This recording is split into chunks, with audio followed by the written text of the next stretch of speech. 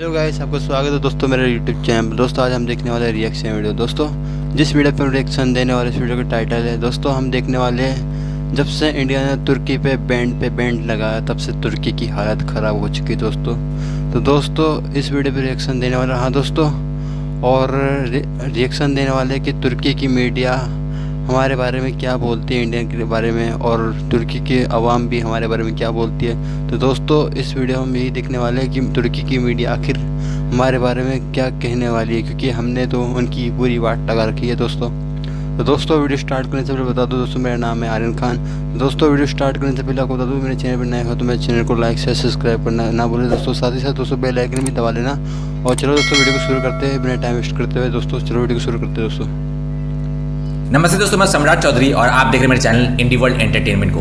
तो टर्की में बहुत सारे टर्किश कुछ मीडिया, कुछ सेन लोग जिनके दिमाग में रेडिकल इस्लाम नहीं भर चुका है। आपको याद होगा टर्की में ही कुछ दिन पहले पाकिस्तान आउट का जो है नारा लग रहा था। ऑब्वियसली टर्की के एक major population they don't want to deal with Pakistan, in fact they don't want to have any kind of relationship with Pakistan. कोई भी सेन आदमी जिनके दिमाग घुटने में नहीं है वो पाकिस्तान को तो सपोर्ट नहीं करेंगे।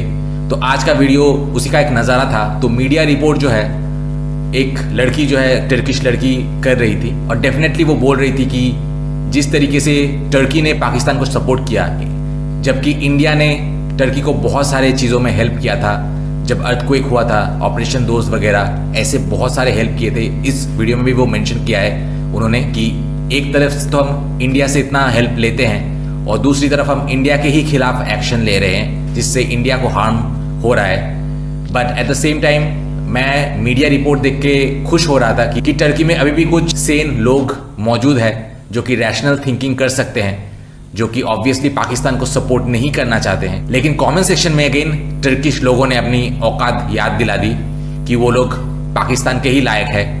और इनफैक्ट जब देश का जो एक लोअर स्ट्राटा ऑफ पॉपुलेशन है, जिनके पास ना तो पैसे है, ना एजुकेशन है, ना कुछ भी है, ये कभी कभी जो है देश का एक सरदर्द बन जाता है। टर्की के केस में भी वही है।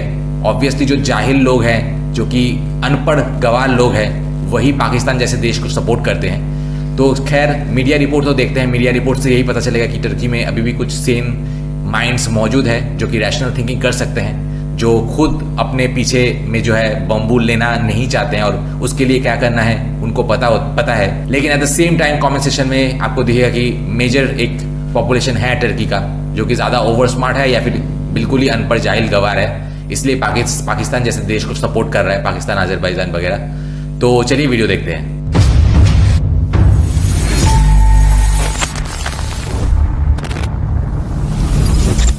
दोस्तों मैं मेरे बिजनेस पार्टनर्स के लिए बहुत सारे चैनल्स क्रिएट करके उनको इनकम सोर्स जनरेट करके दे रहा हूँ। खास करके एनआरआईज के लिए तो ये बहुत ही हेल्पफुल है। आपको इंडिया में पैसे भेजने के लिए बहुत सारे कमीशंस एंड चार्जेस देने पड़ते हैं, लेकिन अगर आपका इंडिया में एक यूट्यूब चैनल हो तो you can generate income for your family and you can save on those tax and additional charges. अगर आपको भी मेरे साथ पार्टनरशिप में चैनल स्टार्ट करना है तो मुझे कॉन्टैक्ट कीजिए इस नंबर पे। Herkese merhabalar. Geçen gün size Pakistan और भारत के बीच बढ़ते तनाव में तुर्की ने न्यूट्रल न रहते हुए पाकिस्तान का समर्थन किया। इस दौरान तुर्की ने पाकिस्तान को ड्रोन बेचे और सैन्य मदद भी दी, जिससे भारत ने बहुत कड़ी प्रतिक्रिया दी। यह प्रतिक्रिया अब इकोनॉमिक बॉयकॉट में बदल चुकी है। तुर्की और पाकिस्तान के पुराने ऐतिहासिक रिश्ते जरूर हैं, लेकिन तुर्की एक नेटो देश है। ऊपर से देश में आर्थिक संकट भी चल रहा है। तुर्की और पाकिस्तान के बीच सालाना $466 मिलियन का एक्सपोर्ट और 457 भारत के साथ तुर्की का सालाना एक्सपोर्ट $3.38 बिलियन और इंपोर्ट $8.2 बिलियन है। gibi bizimle yapılan ticarette hacim olarak çok ciddi bir ekonomik fark var iki ülkenin arasında. यानी भारत के साथ हमारा व्यापार पाकिस्तान से कई गुना ज्यादा है। जब हम रोजगार की बात करते हैं तो साफ होता है कि तुर्की को अपनी स्थिति बदलनी चाहिए थी। अब मैं आपको एक नया अपडेट देती हूँ। भारत ने तुर्की के खिलाफ इकोनॉमिक बॉयकॉट को अब सरकारी स्तर पर भी लागू कर दिया है। अब तुर्की के प्रोडक्ट्स, कंपनियों, टूरिज्म और यहाँ तक कि बॉलीवुड फिल्मों की शूटिंग पर भी भारत में विरोध हो रहा है। जब राष्ट्रपति एर्दोगन ने कहा कि हम पाकिस्तान के साथ हैं और रहेंगे, उसके बाद भारत सरकार ने तुर्की की कंपनी चलेबी एविएशन के खिलाफ बड़ा कदम उठाया। 15 मई को उसका कॉन्ट्रैक्ट कैंसिल कर दिया गया। भारत सरकार ने कहा कि 2020 में चलेबी को जो सुरक्षा अनुमति दी गई थी, अब उसे राष्ट्रीय सुरक्षा कारणों से रद्द किया जा रहा है। यह आदेश तुरंत लागू किया गया। अब तुर्की की यह कंपनी भारत की नेशनल सिक्योरिटी के लिए खतरा मानी जा रही है और इसके साथ भारत के 9 सबसे बिजिएस्ट एयरपोर्ट्स का कॉन्ट्रैक्ट रद्द कर दिया गया। क्या आप इसकी कल्पना कर सकते हैं? यानी अब अगर तुर्की और भारत के रिश्ते नॉर्मल भी हो जाएं, फिर भी चलेबी को यह कॉन्ट्रैक्ट नहीं मिलेगा। अब भारत की सबसे बड़ी एयरलाइन इंडिगो और टर्किश एयरलाइंस के बीच भी कॉन्ट्रैक्ट तोड़ने की बात हो रही है। चलेबी के शेयर एक ही दिन में शेयर बाजार में 10% गिर गए। अब इंडिया मिनिस्ट्री ऑफ टूरिज्म भी अपने नागरिकों से तुर्की न जाने की अपील कर रहा है। पिछले साल 3.3 लाख भारतीय टूरिस्ट तुर्की आए थे और उन्होंने $400 मिलियन खर्च किए थे। यानी भारतीय टूरिस्टों ने अकेले पाकिस्तान के साथ हमारे व्यापार से भी ज्यादा पैसा तुर्की में खर्च किया। एक और महत्वपूर्ण बात बताऊं, तुर्की भारत से बहुत ज्यादा सामान मंगवाता है, खासकर रिफाइंड पेट्रोलियम। हम भारत से लगभग $1 बिलियन का रिफाइंड पेट्रोल लाते हैं, जो ईंधन, बिजली, हीटिंग और केमिकल उत्पादन में काम आता है। भले ही रूस हमारा मेन सप्लायर है, लेकिन भारत भी इम्पोर्टेंट है। टेक्सटाइल इंडस्ट्री पर भी असर पड़ेगा, क्योंकि हम भारत से कपास और रेडीमेड फैब्रिक दोनों मंगवाते हैं। अगर ये सप्लाई रुक गई तो हमारे कपड़ों के दाम बढ़ेंगे और यूरोप से मुकाबला करना बहुत मुश्किल हो जाएगा। सरकार की आइडियोलॉजिकल फॉरेन पॉलिसी तुर्की की अर्थव्यवस्था को बड़ा नुकसान पहुंचा रही है। तो यह बहुत महत्वपूर्ण सिचुएशन है। barındırabileceği sektörlerden başını çekiyor. मुझे सुनने के लिए आपका धन्यवाद। अगर आपको ये वीडियो अच्छी लगी हो तो लाइक और सब्सक्राइब जरूर करें। अगले वीडियो में फिर मिलेंगे। Bizlere teşekkürler.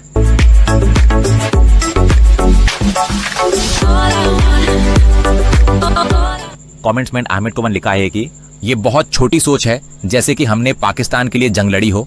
अगर सब कुछ तुम्हारे ऊपर होता तो हमें हमेशा ताकतवर के साथ होना चाहिए था और एक ऐसा देश बन जाते जिसके कोई मूल्य ना हो।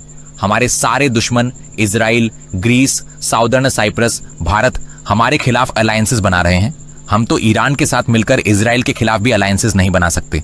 और पाकिस्तान ने हमें आजादी की लड़ाई और साइप्रस ऑन ऑपरेशन में मदद की थी। अगर सब कुछ तुम्हारे ऊपर होता तो तुम अजरबैजान का भी समर्थन न करते, ये सोचकर कि कोई नाराज ना हो जाए। उसके बाद जारगाना टीवी ने लिखा है कि ये जांच बिल्कुल निष्पक्ष नहीं है। अगर भारत ग्रीस और इजराइल के साथ मिलकर सैन्य सहयोग कर सकता है तो हम पाकिस्तान के साथ क्यों नहीं कर सकते? अगर हमने सहयोग किया है तो उसे जाहिर करने की जरूरत नहीं थी, इसे टाला जा सकता था। वैसे भी मौजूदा सरकार से इतनी समझदारी की उम्मीद करना मुश्किल है। व्यापार और राजनीति दो अलग अलग बातें हैं। आप एक तरफ लड़ भी सकते हैं और दूसरी तरफ व्यापार भी कर सकते हैं, या व्यापार बंद कर सकते हैं और बेबुनियाद वजहों से जंग भी छेड़ सकते हैं। भारत के इन फैसलों के पीछे जरूर कुछ और कारण होंगे। काश आप इन्हें जांच पाते। उसके रिप्लाई मैंने लिखा है कि अलायंसेस देशों के साथ किए जाते हैं, आतंकवादियों के साथ नहीं। पाकिस्तान जो आतंकियों को पालता है, तुम उसी से गठबंधन करना चाहते हो। भारत के हर फैसले के पीछे रणनीति और लॉजिक होता है, फिर चाहे वो सीपेक हो, बलूचिस्तान हो या कश्मीर। तुर्की का बिना वजह इन मुद्दों में टांग अड़ाना ही रिश्ते खराब होने की असली वजह है। पहले पूरी जानकारी लो, फिर राय दो। उसके बाद जेंटलमैन ने लिखा है, बिल्कुल सही, भारत कोई फूल तो नहीं बरसाने वाला था। पाकिस्तान ने जो हमारी मदद की है उसे हम कभी नहीं भूल सकते। हम हर हाल में पाकिस्तान के साथ हैं। उसके जवाब में मैंने लिखा है कि पाकिस्तान में हमने रात में सूरज निकला योजना चलाया था। आपको भी योजना का लाभ चाहिए तो बता देना। मदद तो भारत ने भी की थी जब आपकी फट चुकी थी। जमीन भाई साहब, भारत ने ऑपरेशन दोस्त चलाया था, इतनी जल्दी भूल गए? इतिहास पढ़ना है तो चुन चुन कर मत पढ़ो। उसके बाद प्लान्स 2754 ने लिखा है कि मैं आइडियोलॉजिकली अता तुर्क के विचारों के बहुत करीब हूं और मुझे लगता है कि भारत पाकिस्तान विवाद में हमारी मौजूदा स्थिति सही है। ये भावनाओं से परे, पार्टी राजनीति से ऊपर, ये एक राष्ट्रीय नीति होनी चाहिए। अगर आपकी सोच के हिसाब से देखें तो अगर रूस और अजरबैजान में टकराव हो तो हमें उनके बीच भी संतुलन बनाकर रखना चाहिए। लेकिन जरा रूस और अजरबैजान की आर्थिक ताकत देखिए, फिर तुलना कीजिए। पाकिस्तान की अर्थव्यवस्था भारत जितनी मजबूत नहीं है, फिर भी जैसे हम अजरबैजान का साथ देते हैं वैसे ही अब हमें पाकिस्तान का समर्थन करना चाहिए। अगर उस क्षेत्र में रेफरेंडम हो तो जाहिर है कि लोग पाकिस्तान को चुनेंगे। वहां की जनसंख्या की बनावट देखिए, पाकिस्तान कोई कब्जा करने वाला देश नहीं है। उसके बाद ERG गौली ने लिखा है कि जब तक मोदी हैं भारत से हमारे रिश्तों में समस्या बनी रहेगी। उसके रिप्लाई में मैंने लिखा है और जब तक टर्की में एर्डोगन है तब तक लोगों का ब्रेन वॉश और रेडिकलाइजेशन होता रहेगा। पर यह बताओ कि जब भारत ने भूकंप में ऑपरेशन दोस्त चलाया तब क्या मोदी नहीं था? उसके बाद ATFCS ने लिखा है कि भारत से व्यापार हो या ना हो मुझे फर्क नहीं पड़ता, मेरे लिए सिर्फ पाकिस्तान मायने रखता है, बाकी सब बातें बेकार हैं। उसके बाद यूमिट डेमिर्स ने लिखा है कि क्या हमारे पड़ोसी कम थे जो अब हम सरहद पार भी दुश्मन बना रहे हैं। उसके बाद ओव इंडस्ट्री ने लिखा है कि आप बहुत अच्छे हैं लेकिन हमें पाकिस्तान के साथ खड़ा होना ही चाहिए क्योंकि उन्होंने आजादी की लड़ाई में हमारी मदद की थी और हमेशा कठिन समय में साथ रहे हैं। हम पाकिस्तान के लिए भाई जैसे हैं। उसके बाद इल्नारिरेन ने लिखा है कि इस जंग को तुर्की की मदद से खत्म करना बहुत जरूरी है। दुनिया अब तुर्की को अलग नजर से देखती है। अब हम डिप्लोमेसी से कई समस्याएं हल कर सकते हैं। इससे बड़ी बात और क्या हो सकती है? हम भारत के बिना भी जी सकते हैं। उसके बाद वतन दिलीसी ने लिखा है कि बॉयकॉट की बात पर सबसे ज्यादा खुशी CHP वालों को हुई। उसके बाद सेमिल मेरिक ने लिखा है कि भारत के मुकाबले चीन तुर्की का रणनीतिक साझेदार है। उसके बाद यूजर GG1K ने लिखा है कि हे भगवान, भारत ने हमारा बहिष्कार कर दिया। उसके बाद प्रेम प्रकाश ने लिखा है कि भारत ने तुर्की के लिए बहुत कुछ किया है। पहले खिलाफत आंदोलन के समय और हाल में ऑपरेशन दोस्त के तहत जब भूकंप आया था तब भारत ने मुफ्त में खाना, मदद, डॉक्टर, दवाइयां भेजी। लेकिन तुर्की ने हमें धोखा दिया। हम शांति चाहते हैं लेकिन अगर तुर्की एक गंदी प्रॉक्सी पॉलिटिक्स खेलेगा तो फिर हमें दुश्मन मान लिया जाए। उसके बाद एमरिसन ने लिखा है नहीं, हम न्यूट्रल नहीं रह सकते, हम तुर्क हैं। उसके बाद 8775-274 ने लिखा है कि जब पाकिस्तान मुश्किल में था तब हमने दखल दिया। हमें मीडिएटर बनकर अपनी ताकत कायम रखनी थी। यह दिखावा करने का कोई फायदा नहीं था। बहुत शर्म की बात है। तो दोस्तों ये है आज का वीडियो। दोस्तों अगर आपको वीडियो अच्छे लगे तो प्लीज़ मेरे चैनल को लाइक से सब्सक्राइब करना दोस्तों, और साथ ही साथ दोस्तों बेल आइकन भी दबा लेना। तो दोस्तों आपसे मिलेंगे नेक्स्ट वीडियो। तब तक के लिए अपने घर वालों का अपना ख्याल रखें। तब तक के लिए दोस्तों टाटा, सी यू टुमारो दोस्तों, खुदा हाफिज़।